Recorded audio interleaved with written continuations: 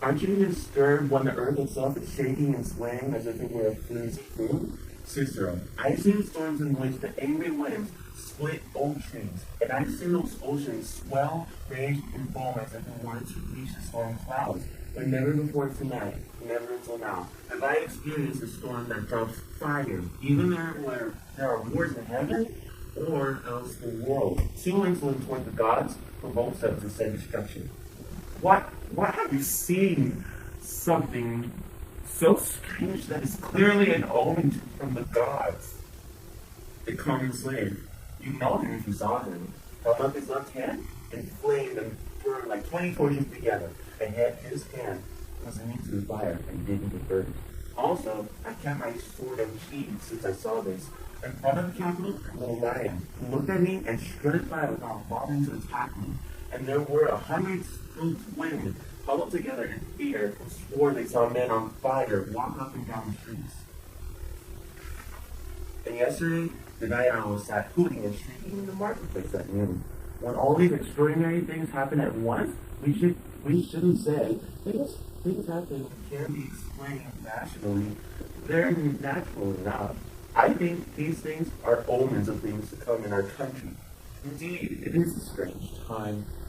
But men tend to interpret things however suits them and totally miss the actual meaning of the things themselves.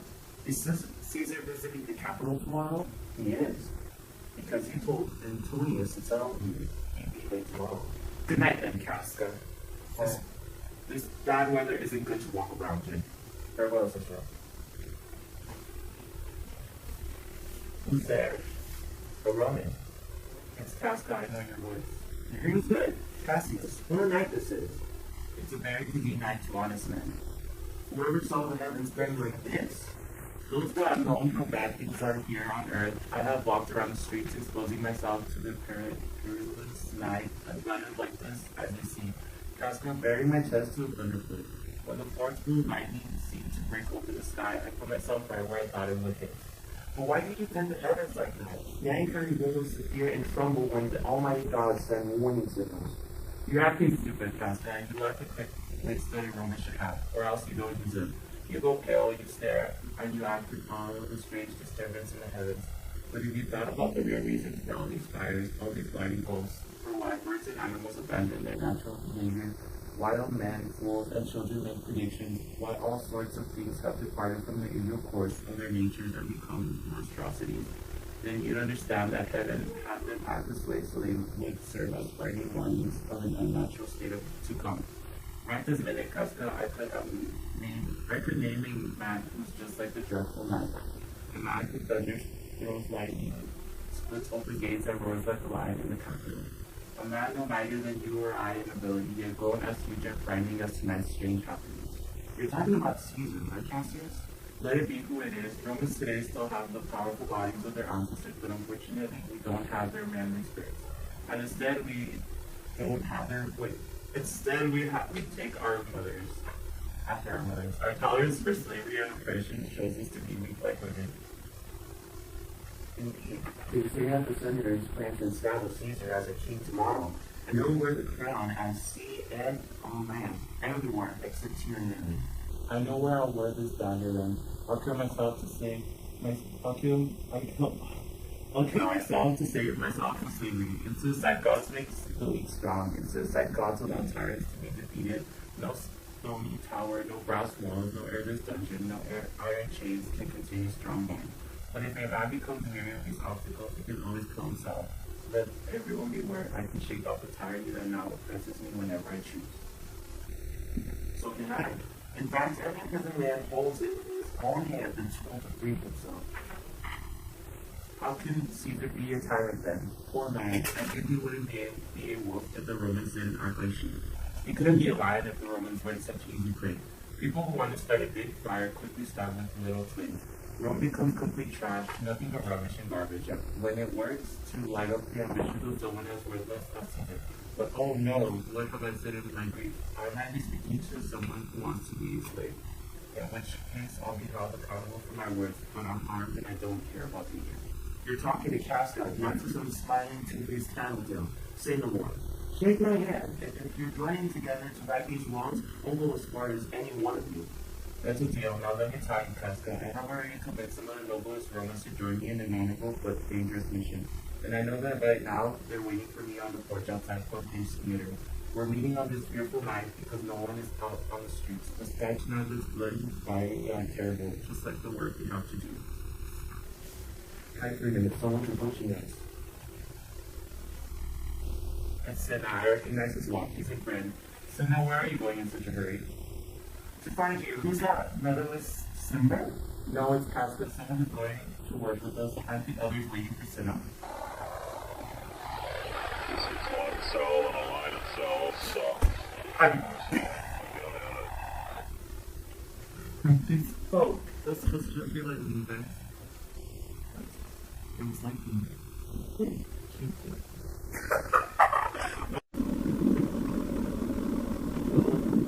Hi, Freeman. Someone's approaching fast.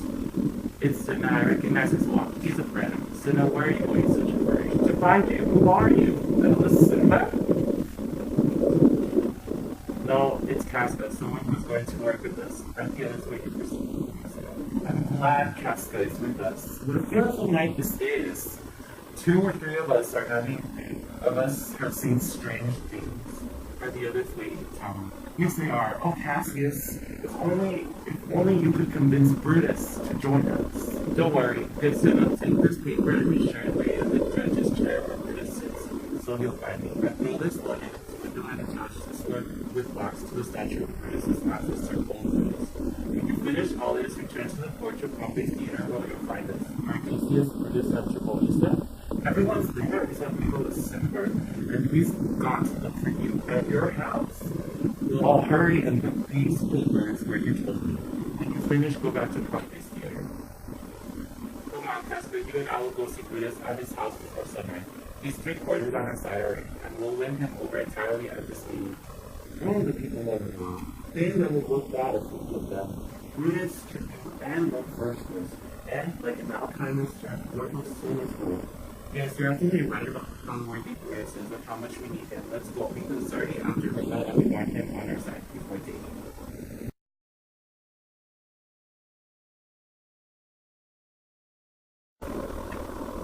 Caesar, the clock is showing. I thank you for all your trouble and courtesy. See, even Antony, who stays up partying all night, is awake. Good morning, Antony. And to you, most noble Caesar. Tell them to prepare the other room for guests. I'm to blame for making you wait for me. Now, Cinna, now Melodus, Gervanus, I have an hour-long matter to discuss with you. Remember to see me today. Stay near me so I'll remember.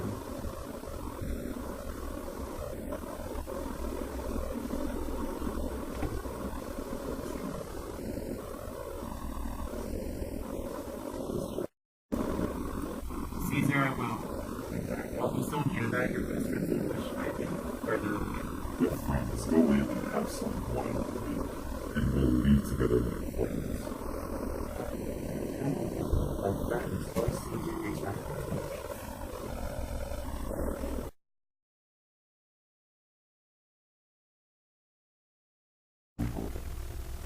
But I'll stand here until Caesar passes by, and I'll give him this as though it's a petition.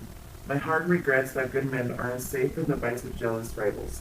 If you read this as Caesar, you might live. If not, the fates are on the side of the traitors. But I'll stand here until Caesar passes by, and I'll give him this as though it's a petition. My heart regrets that good men are unsafe in the bites of jealous rivals. If you read this as Caesar, you might live. If not, the fates are on the side of the traitors.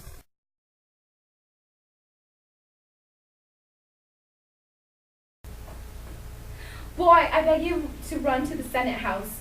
Don't stay to answer me. Get going. Why are you still standing there? To find out what you want me to do there, madam. I want you to be there and back again before I tell you what to do. You should do there. Oh, let my determination keep me from speaking what's in my heart. I have a man's mind, but only a woman's strength. How hard is it, a woman, to keep secrets? Are you still here? Madam, what should I do? Run to the Capitol and nothing else? And then return to you and nothing else? Yes, return and tell me if my master looks well, because he's sick when he left. And pay no attention to what Caesar does and which men are close to him. Listen, boy, what's that noise? I don't hear anything, madam. I beg you, listen well. I hear the noise like a scuffle. The wind brings it from the capital. Truly, madam, I don't hear anything.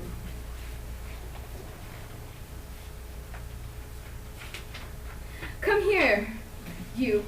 Where are you coming from? My own house, good lady. What time is it? Around 9 o'clock, madam. Has Caesar gone to the capital yet? Madam, not yet. I'm going to stand so I can see him pass on the way to the capital. You have some plea for Caesar, don't you? Yes, I do, lady.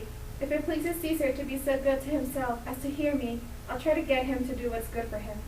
Why do you know of any harm intended towards him? Nothing that I know for sure, but a lot that I'm afraid might happen. Good morning to you. The street is narrow here. The crowd that follows Caesar at his heels, senators, justices, common petitioners, will suffocate a feeble man almost to death. I'll move to a more open place and speak there to great Caesar as he walks past. I must go in. Oh, a woman's heart is so weak. Oh, Brutus, may the god aid you in your endeavor. Surely the boy heard me. Brutus has to claim that Caesar won't grant. My lord, say that I'm happy, then return to me and tell me what he says to you.